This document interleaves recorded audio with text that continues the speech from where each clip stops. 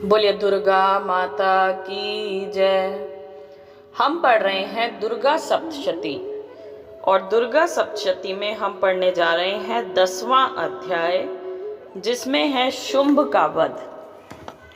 पहले 9 अध्याय हम पढ़ चुके हैं। अगर आपने अभी तक 9 अध्याय नहीं सुने हैं तो आप हमारे चैनल पर विजिट कर सकते हैं और 9 अध्याय सुन सकते हैं और लिंक डिस्क्रिप्शन में चेक कर सकते हैं। और अब शुंभ वध को हम पढ़ने जा रहे हैं। उससे पहले हम करेंगे ध्यान देवी का ध्यान करेंगे। बोलिए दुर्गा माता की जय। मैं मस्तक पर अर्धचंद्र धारण करने वाली शिव शक्ति स्वरूपा भगवती कामेश्वरी का हृदय में चिंतन करता हूँ। वे तपाए हुए सुवर्ण के समान सुंदर हैं। सूर्य, चंद्रमा और अग्नि, ये ही 3 उनके नेत्र हैं तथा वे अपने मनोहर हाथों में धनुष, बाण, अंकुश, पाश और शूल धारण किए हुए हैं। बोलिए दुर्गा माता की जय। पाठ प्रारंभ करने से पहले अगर आपने अभी तक भी चैनल सब्सक्राइब नहीं किया है तो प्लीज़ चैनल को सब्सक्राइब कीजिए और ज़्यादा से ज़्यादा वीडियो को लाइक और शेयर कीजिए। अगर आप वीडियोस को लाइक और शेयर करते रहेंगे तो उससे हमारा मोटिवेशन बढ़ता है, जिससे कि हम आगे और भी वीडियोस और भी इफ़ेक्टिव वीडियोस जिन कथाओं से, जिन सभी पाठ से भगवान आप पर कृपा करें, या मैं भगवान से प्रार्थना करूंगी कि भगवान मेरे द्वारा वही पाठ गायन करवाएं, वही पाठ करवाएं जिससे सुनने वालों के सभी दुख दर्द थोड़े ही समय में दूर हो सके। तो बोलिए दुर्गा माता की जय। ऋषि कहते हैं, राजन, अपने प्राणों के समान प्यारे भाई निशुंभ को मारा गया देख तथा सारी सेना का संहार होता जान शुंभ ने कुपित होकर कहा, दुष्ट दुर्गे, तू बल के अभिमान में आकर झूठ मूठ का घमंड ना दिखा। तू बड़ी मानिनी बनी हुई है, किंतु दूसरी स्त्रियों के बल का सहारा लेकर लड़ती है। देवी बोली, ओ दुष्ट, मैं अकेली ही हूं। इस संसार में मेरे सिवा दूसरी कौन है? देख, ये मेरी ही विभूतियां हैं, अतः मुझ में ही प्रवेश कर रही हैं। तदंतर ब्रह्माणी आदि समस्त देवियां अंबिका देवी के शरीर में लीन हो गईं। उस समय केवल अंबिका देवी ही रह गई। देवी बोली, मैं अपनी ऐश्वर्य शक्ति से अनेक रूपों में यहाँ उपस्थित हुई थी। उन सब रूपों को मैंने समेट लिया। अब अकेली ही युद्ध में खड़ी हूँ। तुम भी स्थिर हो जाओ। ऋषि कहते हैं, तदंतर देवी और शुंभ दोनों में सब देवताओं तथा दानवों के देखते देखते भयंकर युद्ध छिड़ गया। बाणों की वर्षा तथा तीखे शस्त्रों एवं दारुण अस्त्रों के प्रहार के कारण उन दोनों का युद्ध सब लोगों के लिए बड़ा भयानक प्रतीत हुआ। उस समय अंबिका देवी ने जो सैकड़ों दिव्य अस्त्र छोड़े, उन्हें दैत्यराज शुंभ ने उनके निवारक अस्त्रों द्वारा काट डाला। इसी प्रकार शुंभ ने भी जो दिव्य अस्त्र चलाए, उन्हें परमेश्वरी ने भयंकर हुंकार शब्द के उच्चारण आदि द्वारा खिलवाड़ में ही नष्ट कर डाला। तब उस असुर ने सैकड़ों बाणों से देवी को आच्छादित कर दिया। यह देख क्रोध में भरी हुई उन देवी ने भी बाण मारकर उसका धनुष काट डाला। धनुष कट जाने पर फिर दैत्यराज ने शक्ति हाथ में ली, किंतु देवी ने चक्र से उसके हाथ की शक्ति को भी काट गिराया। तत्पश्चात दैत्यों के स्वामी शुंभ ने 100 चांद वाली चमकती हुई ढाल और तलवार हाथ में ले उस समय देवी पर धावा किया। उसके आते ही चंडिका ने अपने धनुष से छोड़े हुए तीखे बाणों द्वारा उसकी सूर्य किरणों के समान उज्जवल ढाल और तलवार को तुरंत काट दिया। फिर उस दैत्य के घोड़े और सारथी मारे गए। धनुष तो पहले ही कट चुका था, अब उसने अंबिका को मारने के लिए उद्धत हो भयंकर मुदगर हाथ में लिया। उसे आते देख देवी ने अपने तीक्ष्ण बाणों से उसका मुदगर भी काट डाला। तिस पर भी वह असुर मुक्का तान कर बड़े वेग से देवी की ओर झपटा। उस दैत्यराज ने देवी की छाती में मुक्का मारा। तब उन देवी ने भी उसकी छाती में एक चांटा जड़ दिया। देवी का थप्पड़ खाकर दैत्यराज शुंभ पृथ्वी पर गिर पड़ा, किंतु पुनः सहसा पूर्ववत उठकर खड़ा हो गया। फिर वह उछला और देवी को ऊपर ले जाकर आकाश में खड़ा हो गया। तब चंडिका आकाश में भी बिना किसी आधार के ही शुंभ के साथ युद्ध करने लगी। उस समय दैत्य और चंडिका आकाश में एक दूसरे से लड़ने लगे। उनका वह युद्ध पहले सिद्ध और मुनियों को विस्मय में डालने वाला हुआ। फिर अंबिका ने शुंभ के साथ बहुत देर तक युद्ध करने के पश्चात उसे उठाकर घुमाया और पृथ्वी पर पटक दिया। पटके जाने पर पृथ्वी पर आने के बाद वह दुष्टात्मा दैत्य पुनः चंडिका का वध करने के लिए उनकी ओर बड़े वेग से दौड़ा। तब समस्त दैत्यों के राजा शुंभ को अपनी ओर आते देख देवी ने त्रिशूल से उसकी छाती छेद कर उसे पृथ्वी पर गिरा दिया। देवी के शूल की धार से घायल होने पर उसके प्राण पखेरु उड़ गए और वह समुद्रों, द्वीपों तथा पर्वतों सहित समूची पृथ्वी को कांपता हुआ भूमि पर गिर पड़ा। तदंतर उस दुरात्मा के मारे जाने पर संपूर्ण जगत प्रसन्न एवं पूर्ण स्वस्थ हो गया तथा आकाश स्वच्छ दिखाई देने लगा। पहले जो उत्पात सूचक मेघ और उल्कापात होते थे वे सब शांत हो गए तथा उस दैत्य के मारे जाने पर नदियां भी ठीक मार्ग से बहने लगीं। उस समय शुंभ की मृत्यु के बाद संपूर्ण देवताओं का हृदय हर्ष से भर गया और गंधर्व गण मधुर गीत गाने लगे। दूसरे गंधर्व बाजे बजाने लगे और अप्सराएं नाचने लगीं। पवित्र वायु बहने लगी। सूर्य की प्रभा उत्तम हो गई।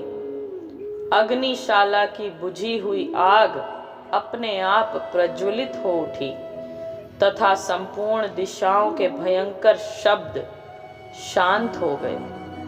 बोलिए दुर्गा माता की जय।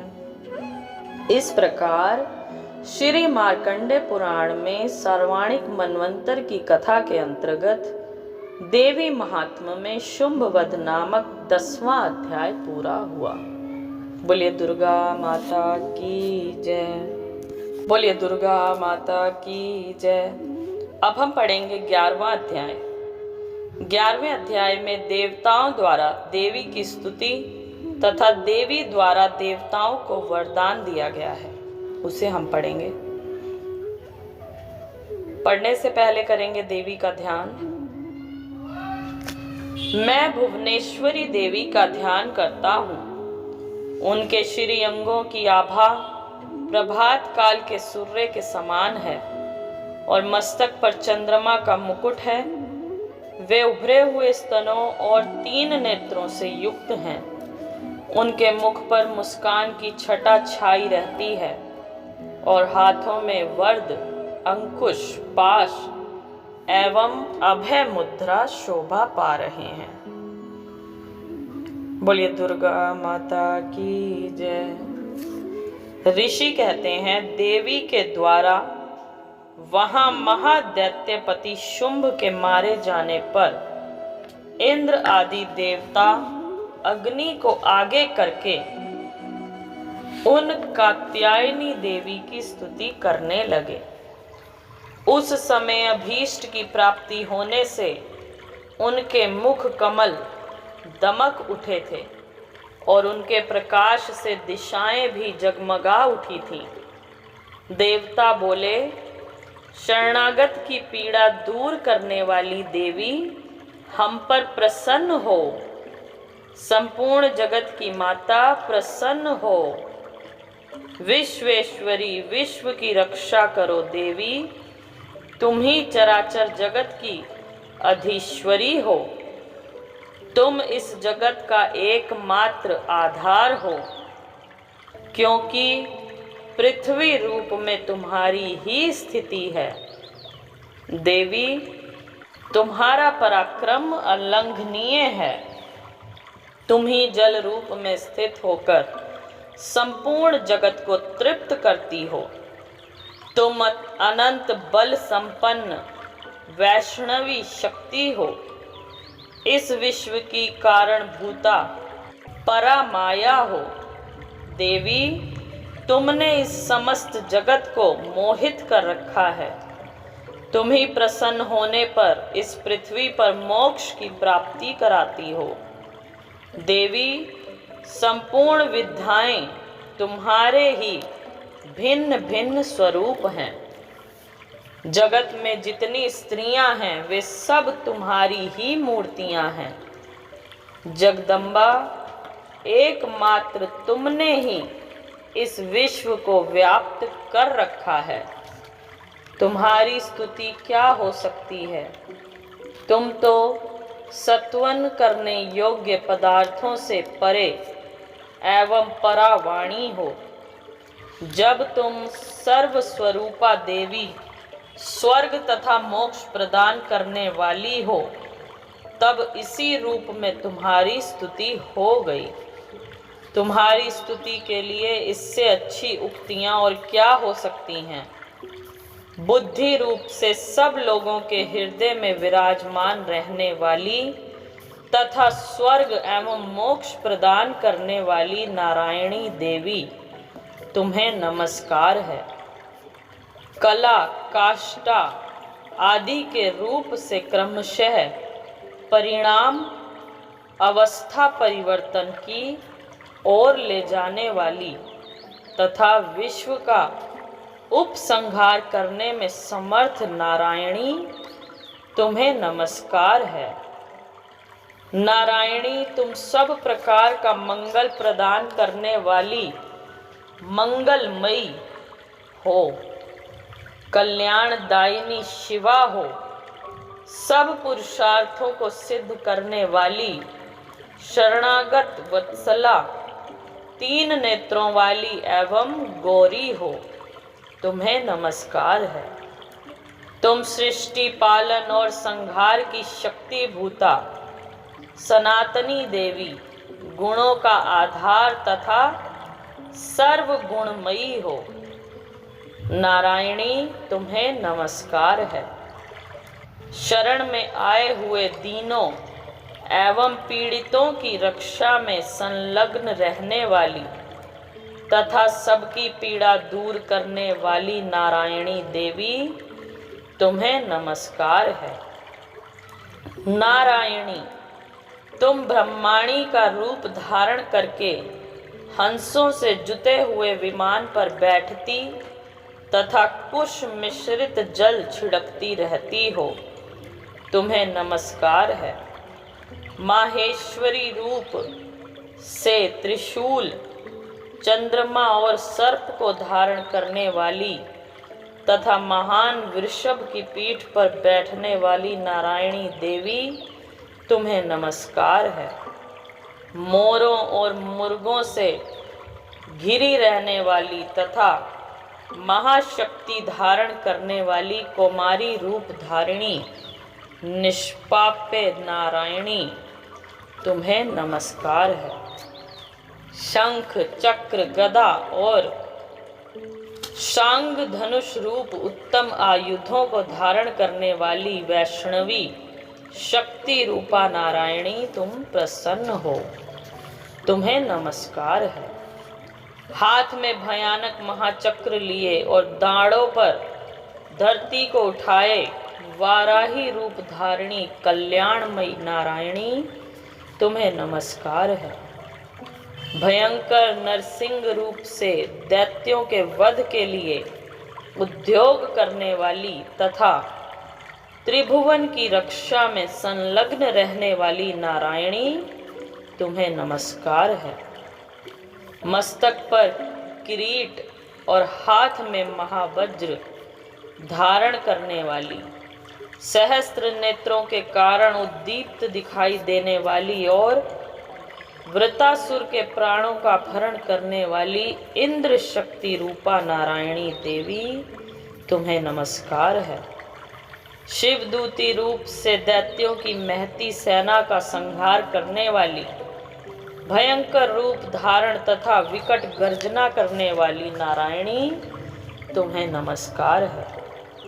दाढ़ों के कारण विकराल मुख वाली, मुंडमाला से विभूषित मुंड मर्दिनी चामुंडा रूपा नारायणी, तुम्हें नमस्कार है। लक्ष्मी, लज्जा, महाविद्या, श्रद्धा, पुष्टि, स्वधा, ध्रुवा, महारात्रि तथा महाअविद्या रूपा नारायणी, तुम्हें नमस्कार है। मेधा, सरस्वती, वरा, श्रेष्ठा, भूति, ऐश्वर्य रूपा, बाम्भ्रवी, भूरे रंग का अथवा पार्वती, तामसी, महाकाली, नित्या, संयम परायणा तथा ईशा, सबकी अधीश्वरी रूपिणी नारायणी, तुम्हें नमस्कार है। सर्व स्वरूपा, सर्वेश्वरी तथा सब प्रकार की शक्तियों से संपन्न दिव्य रूपा दुर्गे देवी, सब भयों से हमारी रक्षा करो, तुम्हें नमस्कार है। कात्यायनी, यह 3 लोचनों से विभूषित तुम्हारा सौम्य मुख सब प्रकार के भयों से हमारी रक्षा करे, तुम्हें नमस्कार है। भद्रकाली, ज्वालाओं के कारण विकराल प्रतीत होने वाला, अत्यंत भयंकर और समस्त असुरों का संहार करने वाला तुम्हारा त्रिशूल भय से हमें बचाए, तुम्हें नमस्कार है। देवी, जो अपनी ध्वनि से संपूर्ण जगत को व्याप्त करके दैत्यों के तेज नष्ट किए देता है, वह तुम्हारा घंटा हम लोगों की पापों से उसी प्रकार रक्षा करे, जैसे माता अपने पुत्रों के बुरे कर्मों से रक्षा करती है। चंडिके, तुम्हारे हाथों में सुशोभित खड्ग और असुरों के रक्त और चर्बी से चर्चित है, हमारा मंगल करे, हम तुम्हें नमस्कार करते हैं। देवी, तुम प्रसन्न होने पर सब रोगों को नष्ट कर देती हो और कुपित होने पर मनोवांछित सभी कामनाओं का नाश कर देती हो। जो लोग तुम्हारी शरण में जा चुके हैं, उन पर विपत्ति तो आती ही नहीं। तुम्हारी शरण में गए हुए मनुष्य दूसरों को शरण देने वाले हो जाते हैं। देवी अंबिके, तुमने अपने स्वरूप को अनेक भागों में विभक्त करके नाना प्रकार के रूपों से जो इस समय इन धर्मद्रोही महादैत्यों का संहार किया है, वह सब दूसरी कौन कर सकती है। विद्याओं में ज्ञान को प्रकाशित करने वाले शस्त्रों में तथा आदि वाक्यों वेदों में तुम्हारे सिवा और किसका वर्णन है, तथा तुमको छोड़कर दूसरी कौन ऐसी शक्ति है जो इस विश्व को अज्ञानमय घोर अंधकार से परिपूर्ण ममता रूपी गड्ढे में निरंतर भटका रही हो। जहाँ राक्षस, जहाँ भयंकर विष वाले सर्प, जहाँ शत्रु, जहाँ लुटेरों की सेना और जहाँ दावानल हो, वहाँ तथा समुद्र के बीच में भी साथ रहकर तुम विश्व की रक्षा करती हो। विश्वेश्वरी, तुम विश्व का पालन करती हो, विश्व रूपा हो, इसलिए संपूर्ण विश्व को धारण करती हो। तुम भगवान विश्वनाथ की भी वंदनीय हो। जो लोग भक्ति पूर्वक तुम्हारे सामने मस्तक झुकाते हैं, वे संपूर्ण विश्व को आश्रय देने वाले होते हैं। देवी, प्रसन्न हो जाओ। जैसे इस समय असुरों का वध करके तुमने शीघ्र ही हमारी रक्षा की है, उसी प्रकार सदा हमें शत्रुओं के भय से बचाओ। संपूर्ण जगत का पाप नष्ट कर दो और उत्पात एवं पापों के फल स्वरूप प्राप्त होने वाले महामारी आदि बड़े बड़े उपद्रवों को शीघ्र दूर करो। विश्व की पीड़ा दूर करने वाली देवी, हम तुम्हारे चरणों पर पड़े हुए हैं, हम पर प्रसन्न हो। त्रिलोक निवासियों की पूजनीय परमेश्वरी, सब लोगों को वरदान दो। देवी बोली, देवताओं, मैं वर देने को तैयार हूँ। तुम्हारे मन में जिसकी इच्छा हो वह वर मांग लो। संसार के लिए उस उपकार वर को मैं अवश्य दूंगी। देवता बोले, सर्वेश्वरी, तुम इसी प्रकार तीनों लोकों की समस्त बाधाओं को शांत करो और हमारे शत्रुओं का नाश करती रहो। देवी बोली, देवताओं, वैवस्वत मनवंतर के 28वें युग में शुंभ और निशुंभ नाम के 2 अन्य महादैत्य उत्पन्न होंगे। तब मैं नंद गोप के घर में उनकी पत्नी यशोदा के गर्भ से अवतीर्ण हो विंध्याचल में जाकर रहूंगी और उक्त दोनों असुरों का नाश करूंगी। फिर अत्यंत भयंकर रूप से पृथ्वी पर अवतार ले मैं विप्रचित्ति नाम वाले दानवों का वध करूंगी। उन भयंकर महादैत्यों को भक्षण करते समय मेरे दांत अनार के फूल की भांति लाल हो जाएंगे। तब स्वर्ग में देवता और मृत्यु लोक में मनुष्य सदा मेरी स्तुति करते हुए मुझे रक्त दंतिका कहेंगे। फिर जब पृथ्वी पर 100 वर्ष के लिए वर्षा रुक जाएगी और पानी का अभाव हो जाएगा, उस समय मुनियों के सत्वन करने पर मैं पृथ्वी पर आयोनिजा रूप में प्रकट होऊंगी और 100 नेत्रों से मुनियों को देखूंगी। अतः मनुष्य शताक्षी इस नाम से मेरा कीर्तन करेंगे। देवताओं, उस समय मैं अपने शरीर से उत्पन्न हुए शाकों द्वारा समस्त संसार का भरण पोषण करूंगी। जब तक वर्षा नहीं होगी तब तक वे शाक ही सबके प्राणों की रक्षा करेंगे। ऐसा करने के कारण पृथ्वी पर शाकंभरी के नाम से मेरी ख्याति होगी। उसी अवतार में मैं दुर्गम नामक महादैत्य का वध भी करूंगी। इससे मेरा नाम दुर्गा देवी के रूप में प्रसिद्ध होगा। फिर मैं जब भीम रूप धारण करके मुनियों की रक्षा के लिए हिमालय पर रहने वाले राक्षसों का भक्षण करूंगी, उस समय सब मुनि भक्ति से नतमस्तक होकर मेरी स्तुति करेंगे। तब मेरा नाम भीमा देवी के रूप में विख्यात होगा। जब अरुण नामक दैत्य तीनों लोकों में भारी उपद्रव मचाएगा, तब मैं तीनों लोकों का हित करने के लिए 6 पैरों वाले असंख्य भ्रमरों का रूप धारण करके उस महादैत्य का वध करूंगी।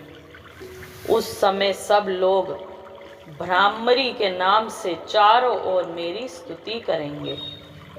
इस प्रकार जब जब संसार में दानवी बाधा उपस्थित होगी, तब तब अवतार लेकर मैं शत्रुओं का संहार करूंगी। इस प्रकार श्री मार्कंडेय पुराण में सर्वाणिक मनवंतर की कथा के अंतर्गत देवी महात्म्य में देवी स्तुति नामक 11वां अध्याय पूरा हुआ। बोलिए दुर्गा माता की जय। So thank you so much friends. ये हमने 10वां और 11वां अध्याय आपको पढ़ के बताया। इसके बाद है 12वां अध्याय, जिसमें देवी चरित्रों के पाठ का महात्म्य है। अगर आप सुनना चाहते हैं और आपने अभी तक भी चैनल सब्सक्राइब नहीं किया है तो प्लीज़ चैनल को सब्सक्राइब कीजिए। कथा पसंद आ रही है तो उसे लाइक और शेयर कीजिए। और कौन सी कथा आप सुनना चाहते हैं उसके लिए आप कमेंट करके बताइए। Thank you so much. जय माता।